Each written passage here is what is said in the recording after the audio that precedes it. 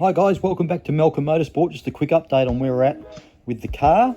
We've now decided to go production car racing in the 3E category. Got some new deliveries in the box, some nice brakes, and we're just about to unbox for the first time some new rims. They're at 5.6 kilograms each, so the unsprung weight will definitely be beneficial.